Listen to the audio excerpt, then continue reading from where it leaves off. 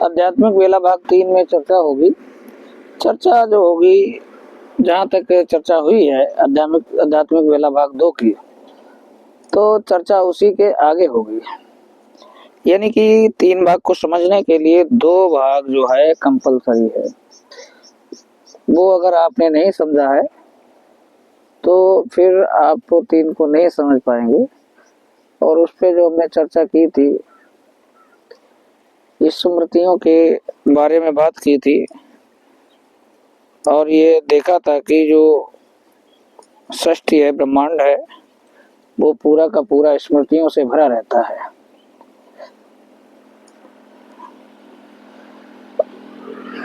और ये भी देखा था, ये भी समझा था हमने कि जो स्मृतियां हैं, जैसा हम सोचते हैं वैसी स्मृतियां इस सृष्टि की हमारे चारों तरफ इकट्ठी होने लगती हैं, औरा बनाने लगती हैं, और वैसा ही फिर हम काम करने लगते हैं जैसा हम सोचते या करते हैं, बोलते हैं। तो यानी कि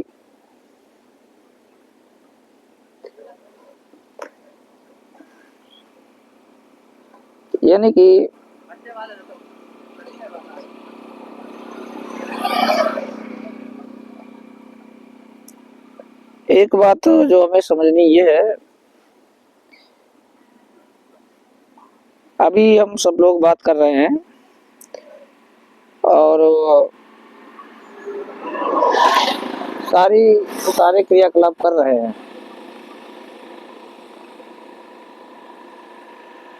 लेकिन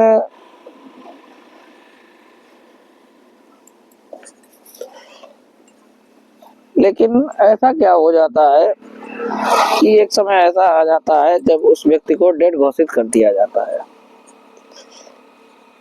किस तत्व की वजह से? उसके किसी व्यक्ति के सारे अंग काम करना बंद कर दिए जाते हैं। तो सीधी सी बात है, जो ऊर्जा रहती है, यानी कि ईश्वरीय ऊर्जा, जब तक हमारे शरीर में रहती है तब तक सारे अंग कार्य करते रहते हैं। और जब वो ऊर्जा इस शरीर से निकल जाती है तभी सारे अंग हमारे काम करने बंद हो जाते हैं। यानी कि वही ऊर्जा जो है सारे अंगों में एक समन्वय पैदा करती है, एक नियंत्रण पैदा करती है, और उसी ऊर्जा की वजह से सारे अंग काम करते हैं। और जिस दिन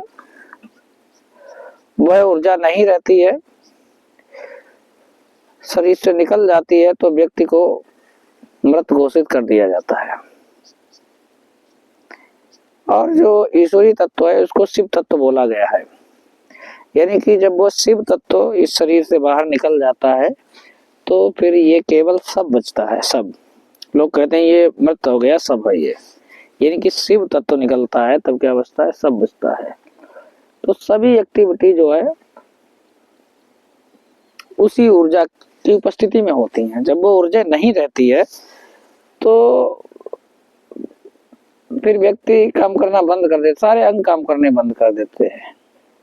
और भले ही आप कहीं भी हो, मेडिकल अस्पताल में भर्ती हो या कहीं भी भर्ती हो, विज्ञान भी फिर बचा नहीं पाता है और कहीं ना कहीं वो भी फेल नजर आता है।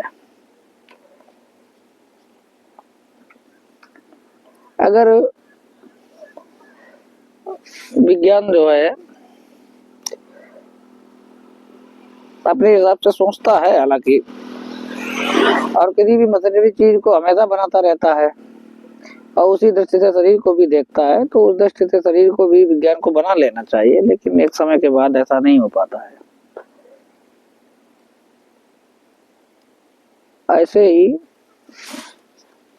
पूरे ब्रह्मांड में ऐसी ही ऊर्जा भरी हुई है, जैसे जो ऊर्जा हमारे शरीर के अंदर विद्यमान है, जो खाली जगह दिख रही है, तो इस पूरे जगत में, संसार में, ब्रह्मांड में ऐसी ही ऊर्जा भरी हुई है। या इस बात को हम ऐसे भी कह सकते हैं कि पूरा ब्रह्मांड इसी ऊर्जा में पड़ा हुआ है। पृथ्वी, सूर्य, चांद, तारे, सभी ग्रह सभी उसी ऊर्जा में पड़े हुए हैं और सभी गतिमान है, सभी गति कर रहे हैं। और जिस दिन ये ऊर्जा हट जाएगी उसी दिन ये पूरा ब्रह्मांड खत्म भी हो जाएगा, कोई गति नहीं करेगी, किसी का अस्तित्व ही नहीं रहेगा।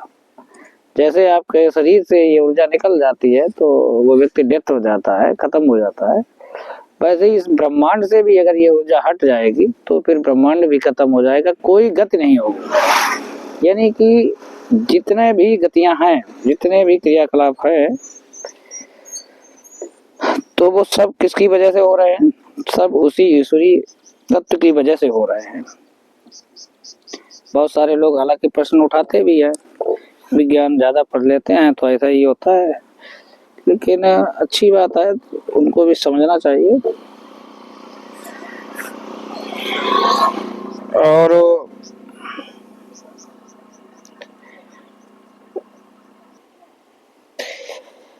यानी कि इसी ऊर्जा की वजह से ही पूरा ब्रह्मांड जो है चल रहा है। सभी जीव जगत, सभी वनस्पतियां और जितने भी चीजें हमें दिखाई दे रही हैं, धातुएं सब उसी की वजह से है।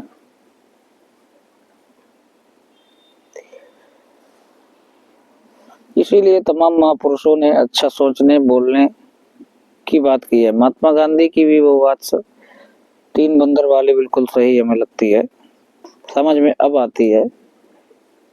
उन्होंने कहा था कि अच्छा देखें, अच्छा बोलें और अच्छा ही सुने, तो बिल्कुल सही कहा है। बहुत ही से महापुरुष हुए हैं, उन्होंने इस बात को संगति और कुसंगति की बात की है, तो बिल्कुल सही बात है। अगर जैसी संगति हमारी रहती है तो वैसी स्मृतियां बनती हैं और ऊर्जा वैसी ही हमारी तरफ ब्रह्मांड की एकत्र होती है, और यानी कि वैसा ही हम सोचते हैं और धीरे धीरे वैसा ही बनते जाते हैं। तो बिल्कुल सही बातें सभी अपने अनुभव के द्वारा कही हुई हैं, क्योंकि ऐसा ही सूक्ष्म में घटित होता है, घटित भी होता है। तो इसीलिए हमें सही जगह पर उठना बैठना चाहिए, ताकि स्मृतियां अच्छी आएंगी, विचार अच्छे पैदा होंगे और अच्छा काम करेंगे। और इसीलिए जितने भी धर्म है, सभी धर्मों में बुद्धिजीवियों ने व्यवस्था की है कि सुबह शाम क्या करना चाहिए, अपने इष्ट के पास बैठकर पूजा पाठ करना चाहिए। और वहां बैठेंगे तो जाहिर सी बात है, अच्छी ऊर्जा आएगी, अच्छे भी विस्मृति आएंगी, अच्छे विचार पैदा होंगे। और कुछ धर्मों ने तो ये व्यवस्था बनाई है, 1-2 बार से ज्यादा, 3-4-5 बार, ज्यादा से ज्यादा बार भी वो लोग पूजा पाठ करते हैं। तो क्यों करते हैं? शायद इसीलिए ये व्यवस्था बनी हुई है।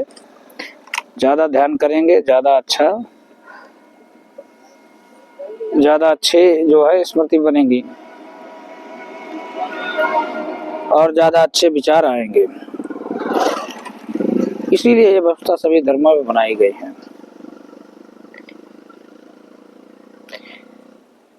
हमारे हिंदू धर्म में 16 संस्कारों की बात की गई है, और 16वां संस्कार जो होता है ना, जब कोई व्यक्ति मृत्यु हो जाती है उसकी, और जब वहां उसे जलाया जाता है तो अंत में उसके फैमिली का सदस्य उसके सर में क्या करता है? लाठी से मारता है। तो ये 16वां संस्कार है। तो ये 16वां संस्कार वो उसके सर में क्यों लाठी मारता है? वो उसके सर में लाठी इसलिए मारता है ताकि जो परिवार का सदस्य जो गया है तो उसका आपसे मोह भंग हो सके। और इसीलिए वो काम किया जाता है। जब वो ये देख रहा होता है कि ये हमारे क्या कर रहे हैं, लाठी मार रहे हैं, तभी उसका मोह भंग हो जाता है। और जो 16 के 16 संस्कार बनाए गए हैं वो सिर्फ इसीलिए बनाए गए हैं कि जो आपकी स्मृतियां हैं, जो सदस्य गया है इसमें सदस्य है, तो आने वाली पीढ़ियों से उसका मोह भंग हो जाए। पितृ ऋण की बात की जाती है, गुरु ऋण की बात की जाती है, तो ये सब वो अपने ऋण चुका देता है और अंत में मतलब न्यूट्रल होके जाना चाहता है। और जब ऐसा होता है तो ज्यादा सही रहता है। ऐसा होता है ज्यादा सही रहता है, क्योंकि मुख्य प्रश्न यही बन जाता है लोगों का कि मृत्यु के बाद होता क्या है।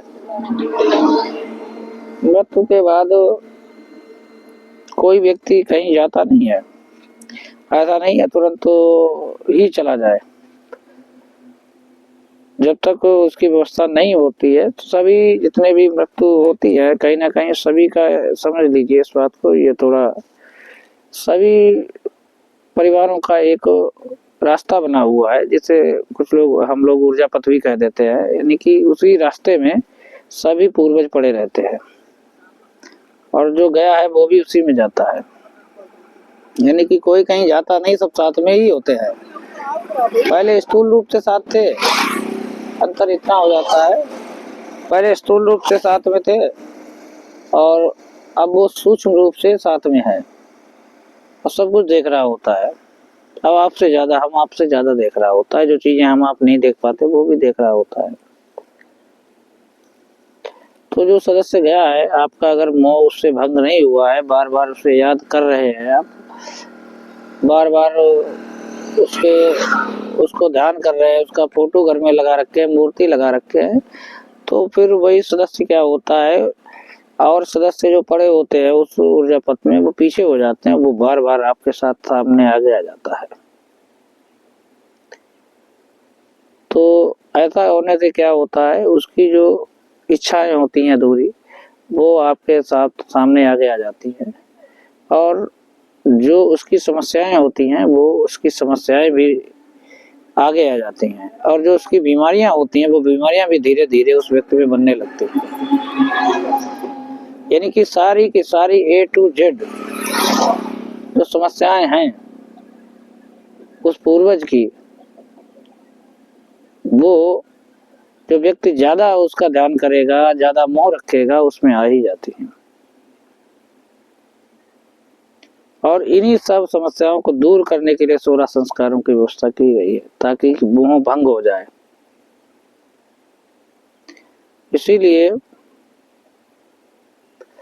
इसीलिए हमें अपने घर में किसी पूर्वज का फोटो या मूर्ति नहीं रखनी चाहिए, ध्यान भी नहीं करना चाहिए।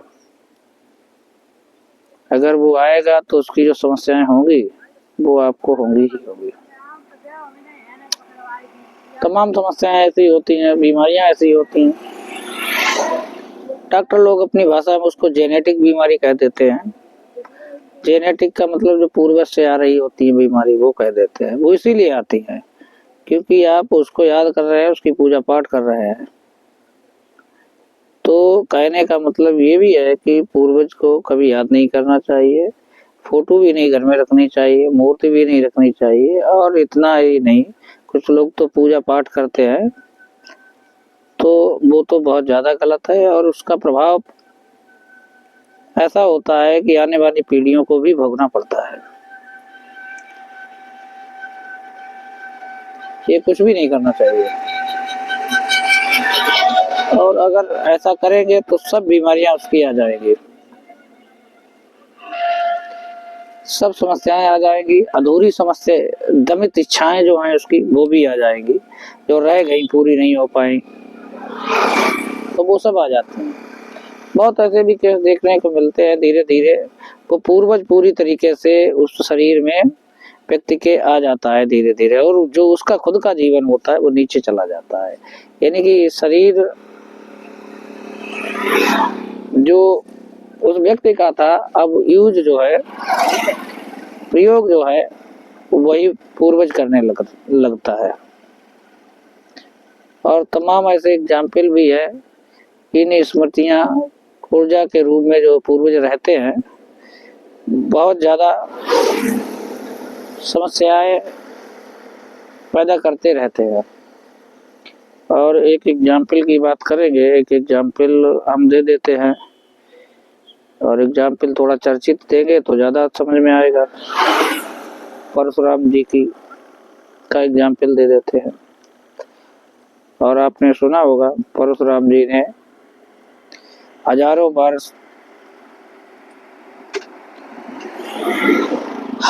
बार पृथ्वी को क्षत्रियों से विहीन किया।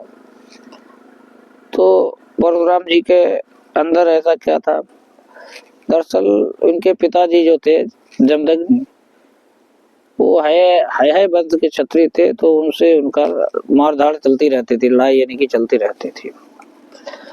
और जब वो खत्म हुए तो उनकी जो थी ये इच्छा बनी रह गई बदला लेने की उस है वंश के क्षत्रियों से। तो ये बदला लेने की जो स्मृति थी उनके ऊर्जा पथ में चली गई, कुल में चली गई। और यही स्मृति जो थी उनके पिता की जो इच्छा थी वही इस ऊर्जा पथ में घूम रही थी और कहाँ पे पहुंच गई? परशुराम जी के पास पहुंच गई। और जब वो स्मृति आगे आती थी तभी वो क्या करते थे? उन क्षत्रियों को काटना शुरू कर देते थे, यानी कि पिताजी ही उनके शरीर का यूज कर लेते थे। तो ऐसे ही लगातार जब वो क्षत्रियों को काट रहे थे तो ये समस्या वो बंद ही नहीं हो रहे थे। तो ये समस्या लेके तमाम लोग इंद्र के यहाँ पहुंचे। तो वहां पे बता रहे काफी हम लोग बैठे हुए थे, हनुमान जी भी बैठे हुए थे। तो हनुमान जी को भेजा गया और कहा गया कि आप ही इनको रोक सकते हैं, दूसरा तो कोई रोक भी नहीं सकता है। तो फिर वो आए, हनुमान जी आए और उन्होंने पूछा ये सब क्यों कर रहे हो? तो उन्होंने कुछ नहीं बताया और केवल यही काम करते रहे, काटते ही रहे। तो उन्होंने मना किया, अगर ऐसा करोगे तो हमसे युद्ध करना पड़ेगा। तो वो युद्ध करने लगे। 4-5 दिन बता रहे युद्ध हुआ, 5 दिन तक युद्ध हुआ। तो हनुमान जी भी चक्कर में पड़ गए कि इनको क्या हो गया है, 5 दिन से युद्ध किए पड़े हैं, ब्राह्मण है और ब्राह्मण के अंदर ये तो चीज होती भी नहीं है जो इनके अंदर है। तो फिर उन्होंने आंखें बंद की और उनके सूक्ष्म शरीर को देखा। तो देखा कि जो परशुराम जी थे उनका शरीर, उनका जीवन जो था नीचे था और उनके पिताजी का जीवन जो था वो ऊपर था। वो उनकी सोच, उनकी स्मृति जो थी आगे थी, वो स्मृति बदला लेने की जो थी वो काम कर रही थी। तो फिर हनुमान जी ने क्या किया कि उस स्मृति को नष्ट कर दिया।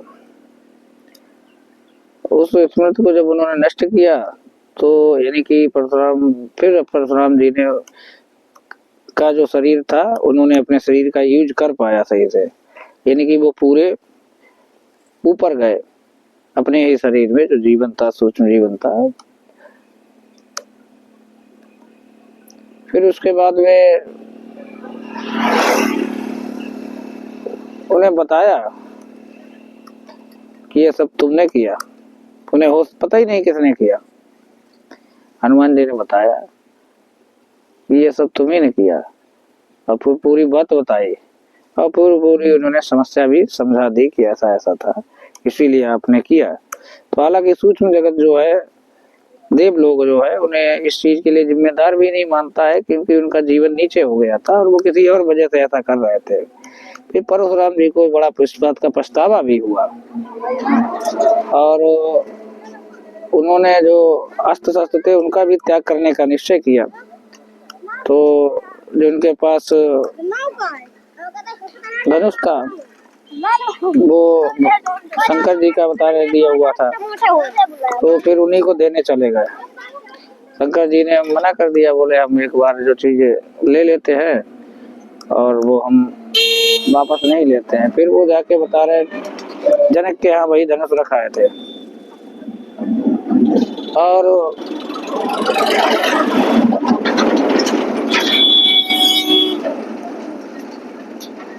श्री कृष्ण जो थे परशुराम जी ने ही उन्हें सुदर्शन चक्र भी दिया।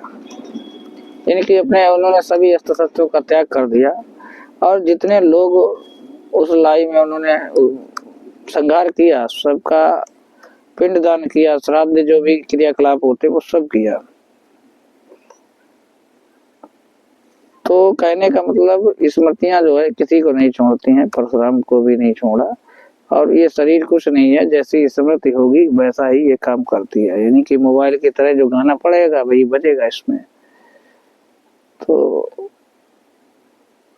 कोई छूटता नहीं है इनसे। तो इसीलिए पूर्वज को जो है ज्यादा जो प्रक्रिया बनाई गई है उसी का पालन करना चाहिए, ज्यादा उसकी पूजा पाठ या ध्यान नहीं करना चाहिए।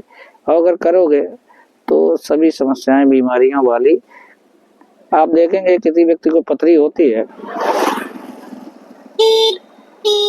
और उसके 3-3 पीढ़ियों में पथरी होती चली जाती है। क्यों होती है? क्योंकि उसके पूर्वज में किसी में वो पथरी पड़ी हुई है। और जब जब वो पूर्वज जो जिस व्यक्ति में आगे आता जाएगा उसको पथरी ही होती जाएगी। और डॉक्टर लोग क्या करते हैं, ऑपरेशन करते रहते हैं, बेचारे निकालते रहते हैं। क्यों होती है उन्हें खुद नहीं पता, क्योंकि वो तो विज्ञान है, स्थूल जगत पे काम करता है, सूक्ष्म जगत पे काम ही नहीं करता है, तो समस्या पकड़ नहीं पाते हैं। कहने का मतलब ये है कि स्मृतियों रूपी जो ऊर्जा है उसी ऊर्जा की वजह से सारी गतियां हो रही हैं। और जैसी हमारा क्रियाकलाप रहेगा वैसी ही ऊर्जा हमारे पास आएगी। सीधे शब्दों में ये हमें समझना था। जैसे हम यदि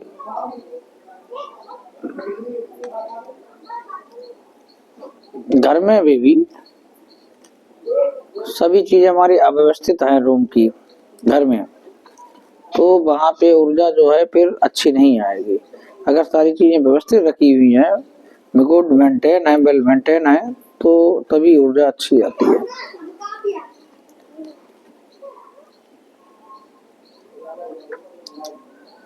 तो ऊर्जा अच्छी कैसे आए, हमें इसी के लिए सतत प्रयास करते रहना चाहिए और अच्छे सोचेंगे विचारेंगे तभी ये अच्छी ऊर्जा आती है।